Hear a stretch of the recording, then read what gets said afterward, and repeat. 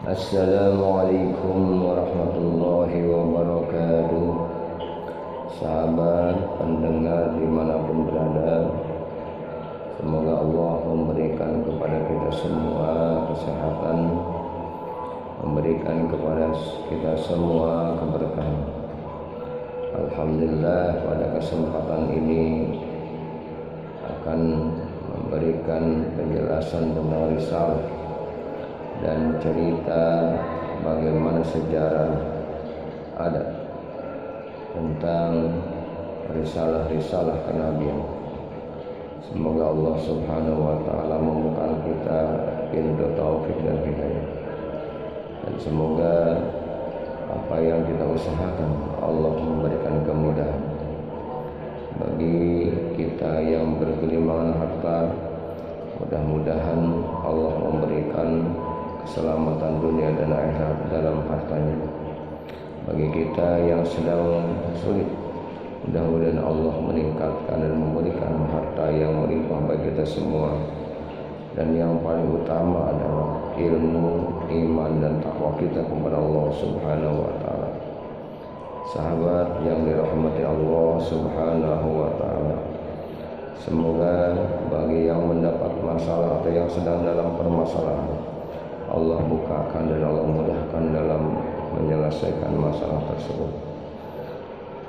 Saudara-saudara ikhwan semuanya yang dirahmati Allah, marilah kita mulai apa yang akan kita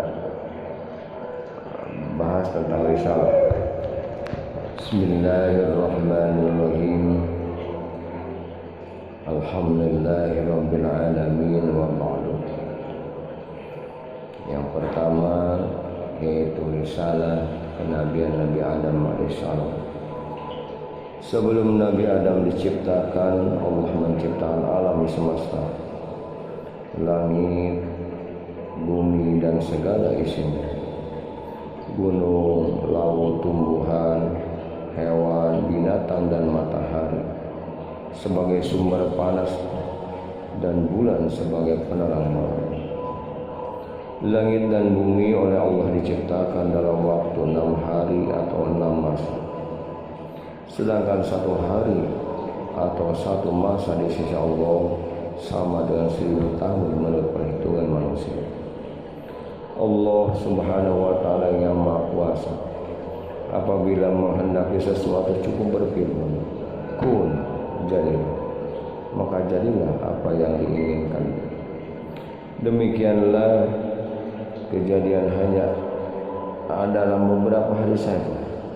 Proses penciptaan alam semesta sudah berarti jutaan tahun bagi manusia. Tidak heran jika ilmuwan menemukan fosil yang usianya jutaan tahun. Sesudah menciptakan langit dan bumi, maka Allah menciptakan makhluk yang bernama malaikat. Malaikat dibuat dari nur atau cahaya. Malaikat diciptakan sebagai makhluk yang tunduk patuh, senantiasa berbakti kepada Allah Subhanahu wa taala.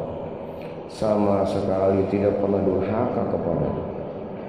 Malaikat tidak mempunyai nafsu, tidak makan dan tidak tidur, tidak melakukan perbuatan dosa, tidak berjenis laki-laki atau perempuan, dan mempunyai alam tersendiri yaitu alam gaib yang tidak dapat dilihat oleh manusia. Jin dan iblis diciptakan dari api yang sangat panas.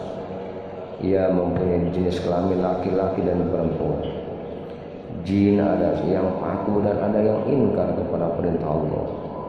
Jin yang ingkar dan membangkang perintah Allah disebut iblis dan setan. Iblis dan keturunannya adalah makhluk yang sangat durhaka dan jahat. Tidak ada kebaikannya sama sekali. Pekerjaan iblis dan setan adalah menggoda manusia agar tersesat dan jatuh dalam lembah dosa. Permintaan iblis untuk hidup di dunia sampai hari kiamat dikabulkan Allah Subhanahu wa taala. Sebab dahulu iblis adalah makhluk yang pernah patuh kepada Allah. Jadi perpanjangan umur bagi iblis hingga hari kiamat adalah sebagai balasan bagi kebaikannya di masa lalu sebelum diciptakan Nabi Adam. Setelah Nabi Adam diciptakan oleh Allah, iblis menjadi makhluk pembangkang, maka ia dikutuk oleh Allah dan diusir dari surga. Kelak setelah hari kiamat, iblis dan setan akan dimasukkan ke dalam neraka bersama orang-orang berdosa dan pendosa. Karena itu, iblis dan setan berusaha mencari teman sebanyak-banyak dari kalangan jin dan manusia agar menjadi penghuni neraka. Sesudah langit dan bumi, malaikat dan jin atau iblis diciptakan, maka Allah hendak menciptakan makhluk yang akan diperintah untuk mengelola bumi. Hal itu diutarakan kepada para malaikat. Aku akan menciptakan manusia untuk menjadi pengatur di bumi. Para malaikat mengira lalai dalam menjalankan tugasnya, maka mereka berkata, "Mengapa Tuhan menciptakan manusia? Bukankah mereka hanya akan berbuat kerusakan di atas bumi? Mereka akan saling bermusuhan dan membunuh. Sedangkan kami para malaikat sedang bersepatu dan mengagungkan nama." Untuk melenyapkan kekhawatiran para malaikat itu, Allah Subhanahu wa Ta'ala kemudian berfirman, "Sesungguhnya aku mengetahui apa yang tidak kamu ketahui." Para malaikat bungkam mendengar penegasan Allah itu. Bukankah Allah Maha mengetahui atas segala sesuatu? Demikianlah Allah kemudian menciptakan Adam dari tanah liat atau dan lumpur hitam. Setelah terbentuk kemudian dimasukkan ruh ke dalamnya. Adam pun kemudian hidup, bisa berdiri tegak. Allah kemudian memerintahkan para malaikat untuk bersujud atau menghormati kepada Adam. Para malaikat pun bersujud sebagai pernyataan hormat dan ucapan selamat atas terciptanya Nabi Adam alaihissalam. Hanya iblis yang tidak mau bersujud. Ia membangkang perintah Allah, dan Allah bertanya, "Apakah yang membuat engkau tidak mau bersujud kepada Adam?" Iblis menjawab, "Saya lebih baik dari Adam. Engkau ciptaan saya dari api, sedang Adam hanya dari segumpal tanah." Kata iblis menyombongkan diri. Yang berpendapat api lebih baik daripada tanah adalah iblis sendiri. Padahal hanya Allah lah yang Maha tahu siapa yang lebih mulia di antara makhluk ciptaannya. Allah murka mendengar jawaban iblis. "Hai iblis, keluarlah engkau dari surga. Sungguh tidak patut kau tinggal di sini lagi, dan terkutuklah engkau selama-lamanya." Iblis berkata, "Wahai Tuhan, engkau kutuk dan engkau usir aku dari surga karena saya rela. Tapi kabulkanlah permohonan saya untuk hidup lagi hingga hari kiamat ini." Permohonan iblis dikabulkan. Ia akan dibiarkan hidup sampai hari kiamat tiba. Iblis kemudian bersumpah, "Ya Tuhan, karena Engkau telah menghukum saya sebagai yang tersesat, maka saya akan menghalang-halangi Adam dan keturunannya dari jalan-Mu yang lurus. Saya akan mendatangi mereka dari muka dan belakang, dari kiri dan dari kanan." Itulah sumpah iblis. Ia bertekad akan menyesatkan Adam dan keturunannya agar mereka menjauhi perintah Tuhan, berbuat kekacauan di muka bumi, saling bermusuhan dan pembunuhan satu sama lain. Allah berfirman, "Untuk melawan segala tipu daya dan akal busukmu, aku beri manusia senjata yang ampuh. Dengan akal itu aku bimbing mereka dengan petunjuk-petunjuk agama. Aku tuntun mereka ke jalan yang benar dan mana yang salah. Siapa yang tidak menggunakan akalnya tentu dapat kau sesatkan. Mereka yang sesat itu akan mempertanggungjawabkan perbuatannya padaku di hari kemudian." Mendengar firman Allah, iblis semakin benci kepadanya. Ia kemudian mendekati Adam. Diperiksa seluruh tubuh Adam. Ia ingin mencari titik kelemahan Adam. Akhirnya dapat ditemukannya, yaitu nafsu. Nafsu cenderung melakukan perbuatan yang buruk. Bila manusia cenderung menurutkan hawa nafsunya, maka sangat mudah bagi iblis untuk menjerumuskannya. Allah kemudian mengajarkan kepada Adam nama-nama benda yang dilihatnya. Dengan demikian Adam mengetahui nama-nama benda yang ada di muka bumi. Itulah pengetahuan pokok yang nanti diperlukannya untuk mengatur dan memelihara bumi. Kepada para malaikat, Allah ingin membuktikan kemampuan manusia untuk mengatur dan memelihara bumi. Berfirmanlah Allah kepada para malaikat, sebutkanlah kepadaku nama-nama benda itu. Maha suci Engkau ya Allah, tidak ada yang kami ketahui selain apa yang Engkau ajarkan kepada kami. Hanya Engkau lah yang mengetahui segala-galanya. Kata para malaikat dengan penuh takjub, hai Adam, beritahukanlah kepada malaikat nama benda-benda itu. Firman Allah. Adam kemudian menyebutkan nama benda-benda yang diketahui. Para malaikat kagum, mereka memberi hormat sehormat-hormatnya. Bukankah sudah kukatakan, aku mengetahui rahasia langit dan bumi. Aku lebih mengetahui apa yang tidak kamu ketahui. Firman Allah kepada para malaikat. Para malaikat lalu memuji dan mengagungkan Allah. Mereka semakin menaruh hormat kepada Adam. Ternyata Adam telah mengetahui apa yang belum mereka ketahui. Allah kemudian memberikan Adam sebuah tempat yang nyaman dan sentosa, yaitu surga. Tempat itu indah permai. Segala kebutuhan hidup telah tersedia. Kebun surga penuh dengan buah-buahan yang rasanya lezat. Air sungainya jernih dan berbau harum. Pohon, tumbuhan dan rumput seperti ditata rapi, teduh dan nyaman sekali. Sebenarnya tempat itu sangat menyenangkan.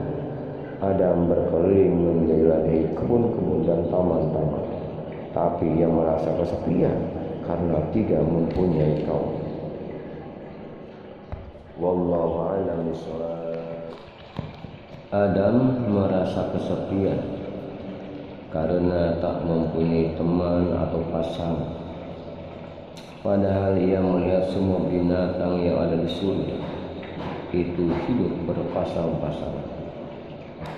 Rasa sepi dan sedih membuatnya letih. Adam pun tertidur pulas di bawah pohon yang tinggi. Allah Maha Tahu. Ia mengetahui pula yang bergerak di hati Adam, yaitu ingin mempunyai teman. Maka selagi Adam tidur, Allah menciptakan manusia lagi yang diambil dari tulang rusuk Adam sendiri. Manusia itulah jenisnya sama dengan Adam. Manusia itu lain jenisnya dengan Adam. Ia adalah seorang wanita dan dinamakan Hawa. Ketika Adam bangun dari tidurnya, dia pun terkejut. Adam mengusap-usap matanya, seakan tak percaya. Ia melihat seseorang duduk di sampingnya. Wanita itu indah, cantik dan menakjubkan. Siapakah engkau? Mengapa berada di sini? Tanya. Dengan tersenyum Hawa menjawab, aku adalah Hawa yang diciptakan untuk menjadi teman hidup. Betapa gembira hati Adam mendengar jawaban itu. Ia kemudian memuji dan bersyukur pada Allah yang telah mengabulkan keinginan, sehingga ia tidak merasa kesepian. Hawa telah ditakdirkan menjadi istri Adam. Sepanjang hari mereka bersukaria di taman surga. Keduanya dapat bersenang-senang sepuasnya. Mereka boleh makan apa saja makanan dan buah-buahan yang tersedia di surga. Hanya satu yang dilarang oleh Allah, yaitu tidak boleh makan buah kuldi. Iblis telah bersumpah untuk menyesatkan Adam dan keturunan. Ia berdaya upaya agar Adam terusir dari surga. Pada suatu ketika ia berhasil masuk surga. Kebetulan pada saat itu Adam dan Hawa sedang merasa haus dan lapar. Iblis datang sembari berkata, hai Adam, tampaknya kau dan istrimu sedang lapar dan haus. makanlah buah di hadapanmu. Lihat, warnanya begitu indah dan cerah. Baunya pun sangat harum, tentu rasanya sangat lezat. Adam tahu buah di hadapannya memang tampak lain daripada yang lain, tapi buah itu adalah sebuah larangan. Maka ia tak mau memetik. Iblis membujuk Hawa, tapi Hawa juga tak berani makan buah itu. Iblis kecewa dan merasa sakit hati, tapi ia tidak putus asa. Pada suatu saat ia mendekati Adam lagi. Kali ini ia berkata, "Mengapa Tuhan melarangmu makan buah ini? Tak lain agar kalian tidak jadi malaikat. Sebab jika kalian makan buah itu, kalian akan menjadi penghuni kekal di surga. Percayalah, aku adalah seorang teman yang memberi nasihat." Pendirian Adam tidak tergoyahkan. Ia tetap tidak mau menutup godaan iblis untuk makan buah khuld. Pada suatu kesempatan iblis datang lagi. Ia memilih waktu tepat. Adam dan Hawa baru saja berjalan-jalan keliling surga. Mereka kelelahan. Saat itulah iblis berkata, "Hei Adam, ketahuilah, sebenarnya hanya golongan malaikat saja yang boleh makan buah. Sebab dengan makan buah ini, para malaikat akan mengalami hidup kekal tanpa mengalami kematian." Adam dan Hawa mulai mendengar perkataan ini. "Kami telah mendengar rahasia Allah sebelum kalian diciptakan," sambung iblis, "bahwa kalian tak akan hidup lama. Beberapa waktu lagi kalian akan dimatikan. Nah, jika kalian ingin hidup kekal abadi di surga ini, makanlah buah itu. Rasanya sungguh lezat, tak ada duanya di surga. Sungguh bodoh jika kalian tak mau menerima nasihatku." Iblis meneruskan bujukannya. "Aku bersumpah di hadapan kalian, demi Allah, aku sebenarnya hanya memberi nasihat, karena aku merasa kasihan pada kalian berdua. Larangan Tuhan itu tak lain adalah supaya kalian tidak bisa hidup kekal di surga." Hawa yang terkena bujukan iblis itu berkata kepada Adam, "Rupanya ia benar ucapan iblis itu. Ia telah bersumpah dengan nama Allah." Hawa yang lemah hatinya kemudian menghampiri pohon buah khuld dan memetik buah. Pada saat itu Adam dan Hawa sedang merasa lelah, haus dan lapar. Terlebih setelah mendengar ucapan iblis bahwa buah khuld itu rasanya paling lezat di surga. Keduanya pun lupa pada peringatan Allah. Keduanya lalu memakan buah itu. Rasanya memang lezat hingga keduanya lupa pada larangan Allah. Allah mencela perbuatan mereka dan berfirman, "Bukankah aku telah melarang kamu berdua mendekati pohon itu? Dan aku katakan kepadamu, sesungguhnya setan itu adalah musuhmu yang nyata." Adam dan Hawa sangat menyesal. Terlebih setelah memakan buah itu, aurat mereka terbuka. Mereka berlari ke sana kemari sambil sembari menutupi auratnya dengan dedaunan surga. Mereka sangat malu dan takut mendengar firman Allah. Namun akhirnya Adam dan Hawa sadar bahwa mereka tak mungkin dapat menyembunyikan diri dari hadapan Allah yang Maha Tahu. Dengan tertunduk malu menyesal atas dosa yang telah dilakukan Adam berkata, "Wahai Tuhan kami telah menganiaya diri kami sendiri dan telah melanggar perintah-Mu karena terkena bujukan iblis. Jika Engkau tidak mengampuni kami dan memberi rahmat kepada kami, niscaya pastilah kami termasuk golongan orang-orang yang merugi." Allah Maha Pengasih dan Maha Pengampun. Taubat Adam dan Hawa diterima. Keduanya diampuni Allah. Tetapi atas kesalahan itu, mereka harus keluar dari surga yang penuh kenikmatan. Ini sudah sesuai dengan kehendak Allah yang memang menciptakan manusia sebagai khalifah di bumi, sebagai penghuni dan pengatur planet bumi. Maka berfirmanlah Allah Subhanahu wa Ta'ala, "Demi kemuliaanku, kamu berdua harus meninggalkan surga. Kalian akan turun ke bumi yang telah lama terbentang. Di sana segala kebutuhan hidupmu tersedia. tetapi kalian harus bersusah payah, harus bekerja keras untuk mendapatkannya. Selain Adam dan Hawa, iblis juga diusir dan harus hidup di bumi. Jadi Adam dan Hawa akan hidup bersama iblis di bumi. Firman Allah Subhanahu wa ta'ala, turunlah kalian ke bumi. Di bumi kamu hidup, di bumi kamu mati, dari bumi itu pula kamu akan dibangkitkan. Di atas bumi kelak kamu dan anak cucumu selalu mendapatkan godaan dan tipu daya iblis agar anak cucumu celaka darimu. Sengsara di sana anak cucumu akan menghadapi perjuangan berat dari jenis lelaki, akan bersusah payah mencari nafkah untuk keluarga. Dari jenis perempuan akan mengalami kesakitan dikala melahirkan anak. Namun karena kamu jangan khawatir, kamu dan anak cucumu akan kuberi petunjuk, yaitu ajaran-ajaran agama. Barang siapa mengikuti petunjukku, maka ia akan selamat dari godaan iblis. Demikianlah Adam dan Hawa harus turun dari surga. Sewaktu diturunkan ke bumi, keduanya berada di tempat yang terpisah jauh. Konon Adam diturunkan di tanah Hindi, sedang Hawa di tanah Arab. Di bumi mereka harus menghadapi tantangan berat untuk mempertahankan kehidupan. Wajah bumi yang belum tersentuh tangan manusia keadaannya sangat menyeramkan. Gunung-gunung menjulang tinggi, jurang-jurang terjal mengalir, pohon-pohon raksasa tumbuh berserakan.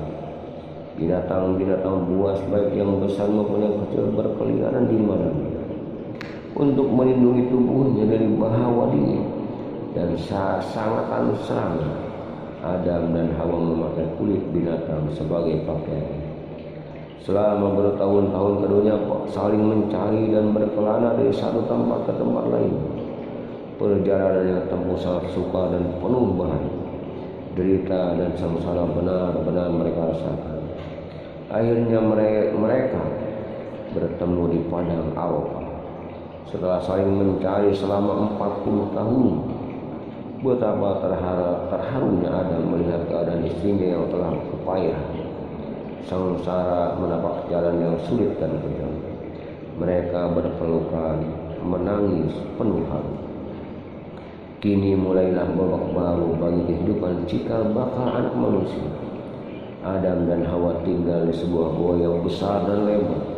Gua itu terletak di daratan tinggi sehingga tak gampang diserang binatang buas. Dengan bekal yang telah diberikan Allah, Adam mulai mengelola alam di sekitarnya. Ia menjinakkan binatang berternakan, mengolah lahan pertanian dan perkebunan buah-buahan. Tantangan alam yang keras telah menggerakkan akal pikiran Adam agar dapat mempertahankan kehidupan dengan keadaan yang lebih baik. Apakah karena kesalahan Nabi Adam sehingga seluruh umat manusia harus menerima hidup di dunia? Bukan. Nabi Adam memang diciptakan Allah sebagai khalifah atau pengelola bumi dan isinya. Hanya saja setelah diciptakan Nabi Adam ditempatkan di surga. Setelah itu beliau harus ke tempat tujuan, yaitu bumi. Namun dari sini kita harus pandai-pandai dan waspada terhadap bujuk rayu iblis dan setan. Mereka akan berusaha dengan segala macam cara untuk menjerumuskan manusia ke lembah dosa. Salah satu jurus iblis yang paling ampuh untuk menentukan iman manusia ialah menjadikan baik sesuatu perbuatan maksiat atau dosa dalam pandangan manusia. Padahal dosa adalah dosa, maksiat adalah maksiat. Barang tetapi haram itu sudah jelas. Jika dilanggar berarti kita menuruti bujukan setan, yaitu musuh yang nyata bagi semua umat manusia. Bukan setannya yang nyata, tapi ucapan dan perbuatan yang bertentangan dengan agama. Itulah yang nyata dan dapat dipahami oleh manusia agar menghindari. Waktu terus berlalu. Pada tahun pertama sejak mereka ditemukan dengan Hawa, melahirkan sepasang anak kembar, lelaki dan perempuan. Si lelaki dinamakan Qabil yang perempuannya dinamakan Iqlim. Pada tahun berikutnya lahir lagi sepasang anak kembar, yaitu Habil dan Lamud.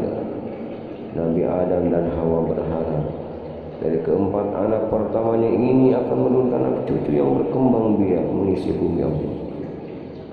Di bawah asuhan ayah ibunya yang penuh cinta kasih, tumbuhlah keempat anak itu dengan cepat. Nabi Adam dan Hawa tidak membeda-bedakan kasih sayang di antara anak-anak. Yang perempuan dididik sesuai dengan kodrat wanita, yaitu menolong ibunya dan mengurus rumah tangga dan melakukan hal-hal menjadi tugas wanita. Sedang yang laki-laki mencari nafkah sesuai dengan bakat masing-masing. Kabil berusaha dalam bidang pertanian, Habil berusaha di bidang peternakan. Ketika menginjak usia dewasa, Allah memberi petunjuk pada Nabi Adam agar mengawinkan putra-putri. Kabil dikawinkan dengan adiknya Habil yang bernama Lamud, sedangkan Habil dikawinkan dengan adiknya Qabil yang bernama Iqlim. Inilah syariat yang telah ditentukan Allah. Cara ini disampaikan Nabi Adam kepada putra-putranya. Namun Qabil menolaknya mentah-mentah. Dia tidak mau dikawinkan dengan anak muda yang wajahnya jelek, tidak secantik adiknya sendiri, yaitu Iqlim. Rupanya Qabil telah termakan bujukan iblis. Ia lebih memperturutkan hawa nafsu daripada akalnya. Ia tidak mau menerima syariat yang ditetapkan Nabi Adam. Nabi Adam adalah ayah yang bijaksana. Ia terus menasihati Qabil agar menerima keputusan yang berasal dari Allah. Namun Qabil tetap menolak dan akhirnya Adam memerintahkan kepada Qabil dan Habil mempersembahkan kurban. Biarlah Allah sendiri yang akan menentukan masalahnya.